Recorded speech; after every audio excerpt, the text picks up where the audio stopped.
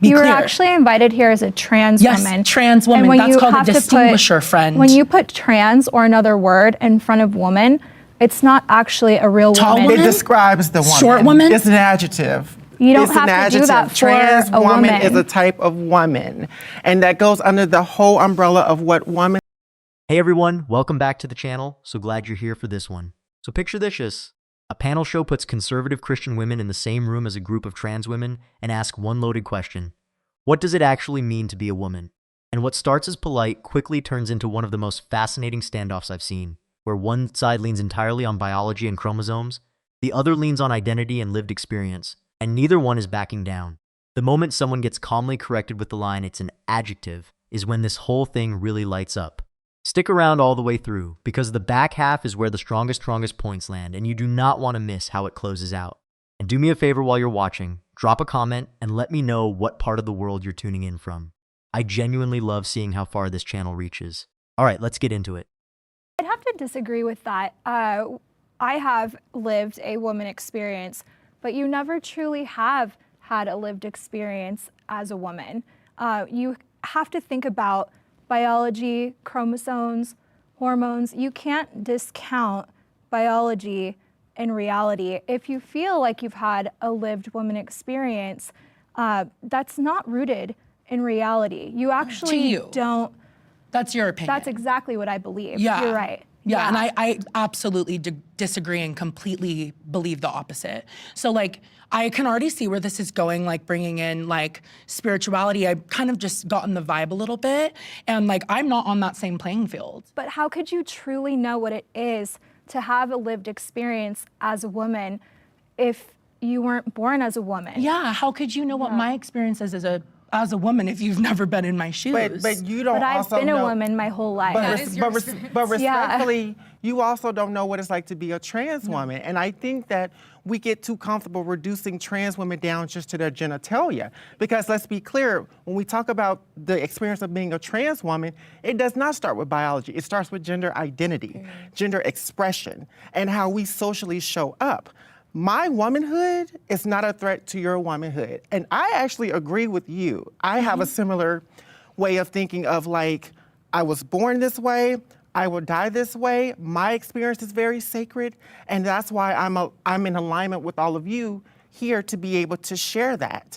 I just think that certain groups, certain people love to use the conversation around biology, but we don't want to talk about the nuances of biology. There are some women, some cis women, who look more masculine than trans women. And does that take away from their womanhood? So I really think that we really have to open up and expand and broaden on what it is to be a woman. Or like intersex people. Like, by the way, I respect your opinions, but I 100% do agree with her.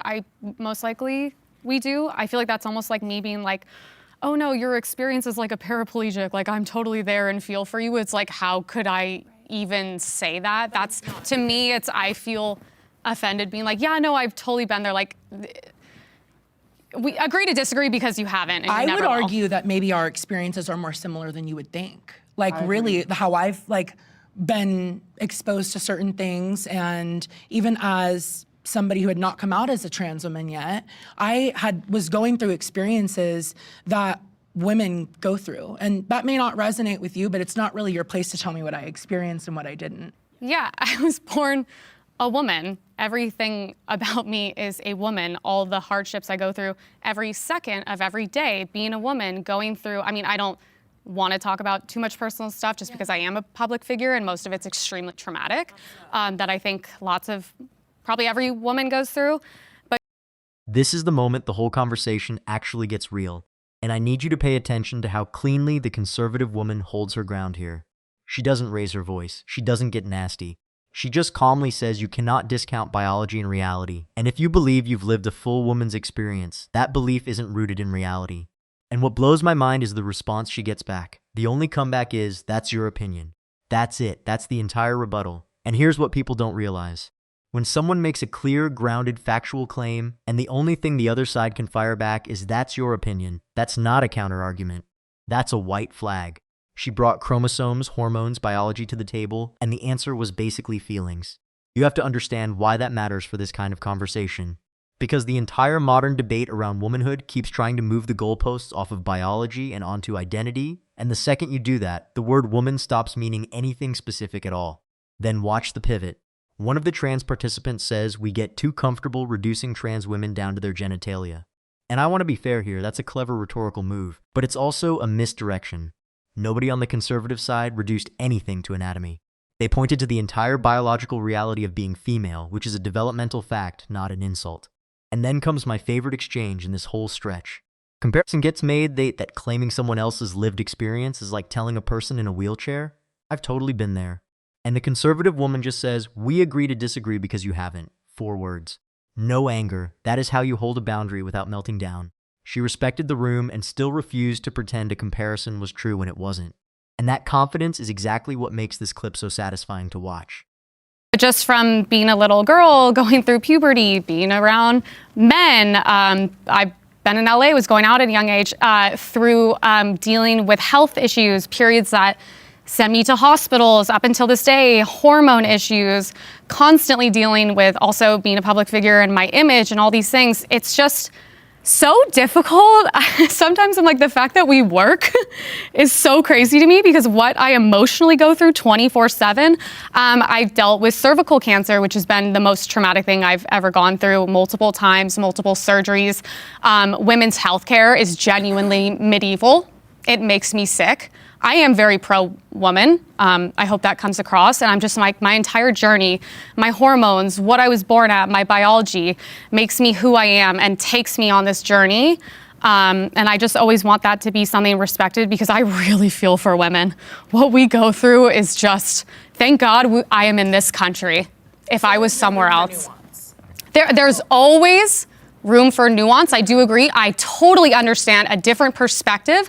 I can respect it. I just might not agree with that, but I don't want that to be like, oh, I'm shutting you down as no and I'm right. Okay. Because I don't want it to be that. Yeah, I just want it to be like, this is just my journey. And the older I get as a woman, I'm 31, I'm gonna go, I wanna get married, I wanna have kids, and I see what women go through with having children. I just think we are like the most like magical creatures, and I just want that magic to remain. If that makes sense. I just think it's really special. I would say where I feel like a lot of overlap does come in between lived experiences is between, societal, like living how society views you. No one is sitting here thinking she is a man in any capacity. No. So when she's walking out, you're gorgeous. Like, everyone's thinking. And so are you, by the way. I don't look at you guys like, don't dude. worry. It's like, no. Yeah. And, no, like genuinely, that's what's like, what's up, ladies? But when we go out and let's say, no one knows, we have our names changed and everything. When we go on a job application, we're going to be applying basically as a woman. So we're going to be treated as a woman, and we walk out of the house, we're going to be treated and seen as a woman. So I think in societal standards, there is definitely some overlap, but I will say, I also agree to the point of there are experiences, none of us could ever understand when it comes to womanhood. And when it comes, yeah, and but I feel like that's also where it comes into that's actually really respectful. Yeah, that comes to the uniqueness of trans womanhood, growing up trans, living trans, just in the same way I'll never know what it's like to grow up and, have my first period or anything like that. None of you would ever know what it's like to grow up and know you're one way, but physically see it in another way. And then to live that. And I guess I kind of want to direct my question back to you since this is kind of where this started. Is there any nuance for you? Because to me, entering in a conversation like with you, it's easier for me because you are allowing nuance. And it sounds to me as if you're not allowing that. Why is that? Your immediate response, I think it was really clear where you're at in comparison to Emily's. I think am I off by that? I don't think you're off. Yeah, I don't disagree with you that I don't understand your lived experience because I've never lived an experience as a man. Or I'm not living an experience as a man friend. Person. And I just want to be clear to everybody in this room Too low vibration. that I was invited here as a woman. So if we're going to engage in a conversation with each other, I would appreciate the respect of being talked to as a woman for this conversation. You don't have to agree, but I'm not going to be in here and being talked to that way because we were invited here all as women. Be clear. Here's where the conversation tries to find common ground, and I actually want to give credit where it's due before I push back. There's a genuine attempt from both sides to say, look, society treats us a certain way, we share some struggles. And one of the trans participants makes the point that nobody walking past is thinking she is a man in any capacity. Fine, I'll grant that day-to-day social treatment can overlap. That's real, and I'm not going to pretend it isn't. But here's the part that gets glossed over, and I think it's the most honest thing said in the entire segment. One of the trans participants actually admits, "I'll never know what it's like to grow up and have my first period." And that line said out loud is the whole argument the conservative side has been making this entire time. Because if you can openly acknowledge that there's an entire category of female biological experience you will never have access to, then you've already conceded that womanhood and the experience of being trans are two different things. You can't claim total sameness in one breath and then admit a fundamental difference in the next. Both can't be true. And this is the part that I find genuinely fascinating about how the conversation is steered. Notice the question that gets thrown at the conservative side. Is there any nuance for you? You have to understand what's happening there. The framing makes it sound like allowing nuance is the open-minded position and standing on a definition is the closed-minded one. But that's a trap. Having a clear definition of a word is not narrow-mindedness, it's just clarity. And the conservative woman handles it beautifully. She says, "I was invited here as a woman, and I would appreciate the respect of being talked to as a woman for this conversation." Calm, direct, she's not demanding agreement. She's asking for the same respect everyone else in the room is getting. And honestly, asking for basic respect while standing firm on what you believe, that's the move. Actually invited here as a trans Yes, woman. trans And woman. when That's you called a have to put- distinguisher, friend. When you put trans or another word in front of woman, it's not actually a real Tall woman. woman? It describes the woman. Short woman? It's an adjective. You don't It's an have to do adjective. that for Trans a woman woman. is a type of woman, and that goes under the whole umbrella of what womanhood is. But going back to the regular question, the whole question around biology, like I said, you want to open up the conversation for nuances. So what do we say to women who have naturally higher testosterone levels, who look more natural, who look more masculine because of something that we call genetics? Because genetics is something that you cannot control. So do we take away a woman's womanhood because she's more masculine, because she's a tomboy?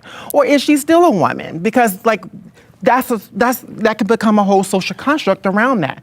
See, I think what Stassi is saying is like you have to allow like nuance to be able to flow in, to be able to understand that.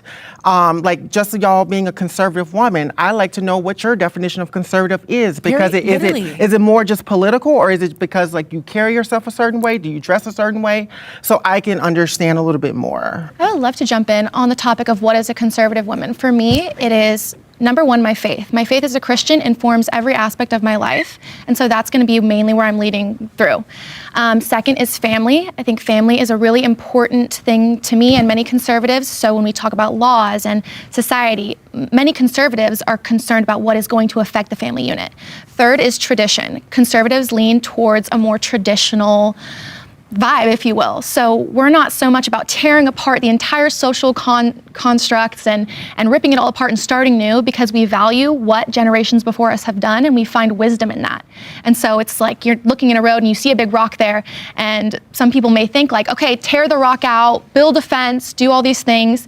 But when you lean conservative, it's more like, okay, why is the rock there? Let's do a little bit more research behind that. Let's find out what the generations before us did about it. That's kind of where I lean. And so that's kind of what informs my conservative Christian attitude. And there it is, the cleanest line in the entire video. We were actually invited here as a trans woman. No yelling, no drama, just a quiet correction that completely reframes everything. And then she lands it with the part that I cannot stop thinking about. When you put trans or another word in front of woman, it's not actually a real woman, it's an adjective. You have to appreciate how sharp that is, because it's not even an attack, it's grammar. A modifier exists precisely because it changes the noun. If the word trans didn't distinguish anything, nobody would ever need to use it. Now watch the counter that comes back, because it's the same move every single time. What do we say to women who have naturally higher testosterone levels? And I want to break down why that argument keeps getting reached for. It's the edge case strategy. You take the rarest biological variations, intersex conditions, hormone differences, and you wave them around as if the existence of a blurry border erases the entire map. But here's what people miss. Twilight exists, and nobody pretends that means there's no difference between day and night. Rare exceptions don't dissolve a category. They prove it has edges, which means it exists in the first place. And then the segment ends on what is honestly the strongest, most composed moment for the conservative side in the whole panel. Kristen Nicole gets asked to define what a conservative woman even is, and instead of getting defensive, she just lays it out. Faith first, because her faith as a Christian informs every part of her life, then family, then tradition. And I love that she explains tradition the right way, with that image of seeing a rock in the road and asking why is it there before you tear it out. That's not blind stubbornness.